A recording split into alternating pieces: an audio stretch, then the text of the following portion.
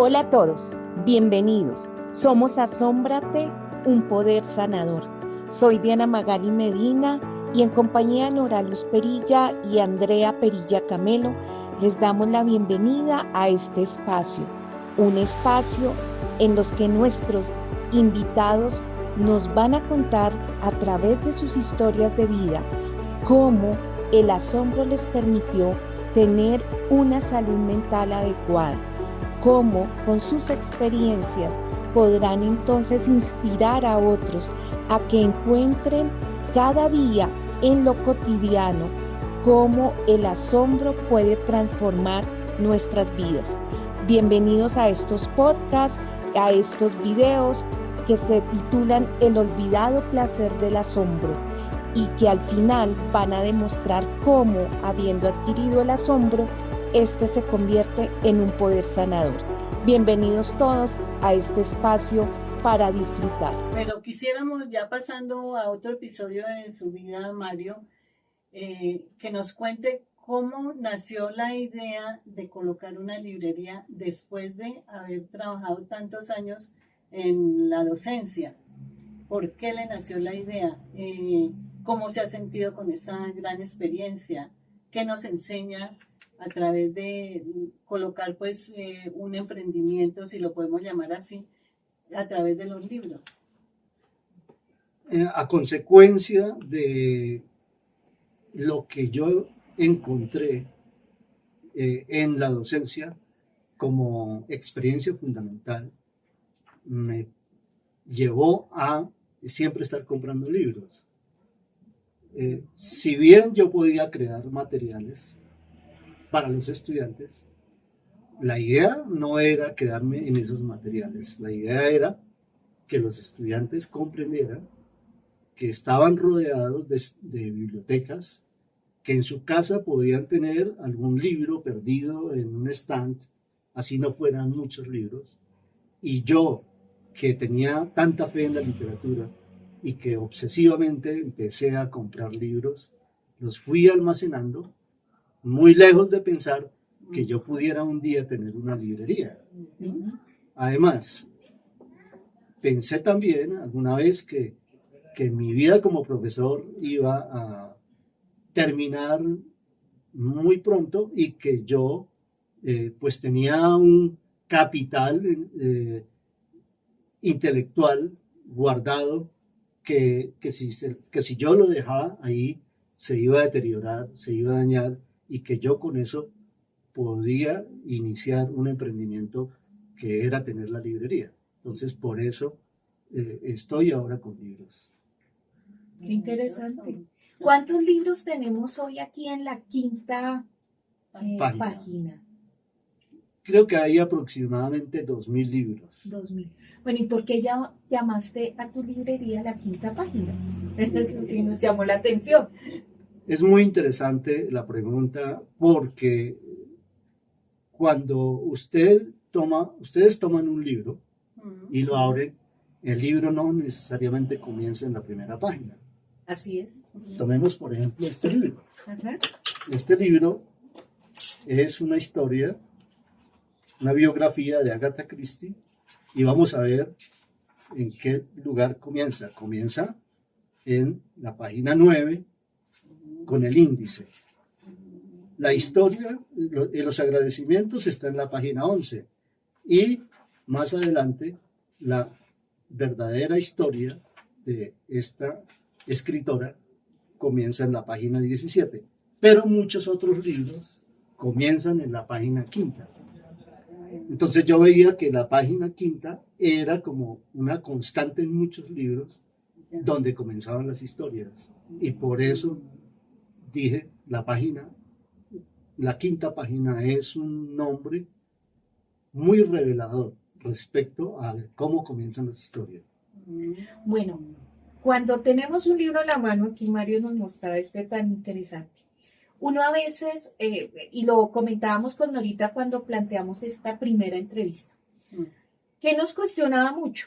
La feria más importante que hay en Colombia es la Filbo, la Feria del Libro de Bogotá. Y quienes hemos asistido a la feria, me imagino que tú eres un fanático de esa feria. encontramos que la gente lleva cantidad de libros, muchos libros, pero les cuesta mucho leerse el libro. O arranca uno a leer el libro y se queda en la mitad. A veces nunca lo termina. ¿Cómo o qué les decimos a quienes nos están viendo para que realmente se apasionen por el libro? ¿Cuál es ese truco o ese interés que debe despertar para terminar el libro? Algunos pueden leerse un libro en un día, debe ser un promedio para un libro de 200 páginas, supongo yo. Pero hay otros que se demoran años, o días, o meses para leerse un libro. ¿Cuál es ese punto esencial en el que la persona que coja su libro arranque a leerlo de principio a fin? ¿Cuál es el truco? Bueno, no hay ningún truco, la verdad. Allí lo que hay que comprender es que hay muchas formas de leer. Ujú. Y que alrededor de la lectura se han generado muchos mitos. Uh-huh.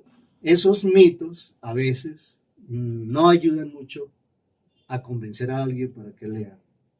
Por ejemplo, tú acabas de tocar un tema de comenzar un libro para terminarlo. Hay que entender que el lector tiene varios derechos. El primer derecho de un lector es el derecho a no leer. El segundo derecho de un lector es leer hasta donde le gusta. Hay un tercer derecho que consiste en, y nosotros debemos comprenderlo, es que un libro no necesariamente tiene que comenzarse a leer por el principio. Un libro debe leerse desde el instante en que a uno empieza a gustar el libro. Entonces, por eso es que algunas personas se saltan capítulos y eso no es ningún defecto. Los grandes lectores se han formado porque han asumido una gran libertad y no se han amarrado a una forma de leer. Entonces, cuando uno se equivoca al respecto de los derechos del lector, entra en conflicto con el lector y ese conflicto es el que le hace daño al lector. Porque es lo mismo que tener amigos. Sí, sí, sí. Algún día tú amaneces mal y no quieres encontrarte con tu gran amiga. Y probablemente le dice una mentira piadosa. Ah, sí. Sí. Pero si fuera Sucede, distinto, sucede. ustedes no volverían a encontrarse nunca porque, no, qué jartera tener que encontrarme porque ella es una gran amiga y yo en este momento no puedo encontrarme con ella. Entonces Borges decía, nadie debe obligarse a leer un libro, así como nadie se obliga a tener un amigo. Uh-huh. ¿Y qué pasa? El libro siempre estará ahí para esa persona que quiere leerlo. Sí, Hay es. muchísimos otros derechos, incluso que han sido estudiados por grandes lectores y grandes escritores, que en razón a la brevedad de la charla que estamos teniendo, los podríamos mencionar en otra ocasión. Correcto. Y me gustaría saber, Mario, si tiene algún ritual diario para empezar su día a día con lectura. ¿Qué ritual tiene especialmente y que nos comparta a nosotras y a los que están en el auditorio? Pues mi ritual es el mismo ritual que tiene una persona como cuando se levanta y quiere comerse unos huevos en el desayuno. Y otros días uno dice, no quiero huevos, sino quiero caldo.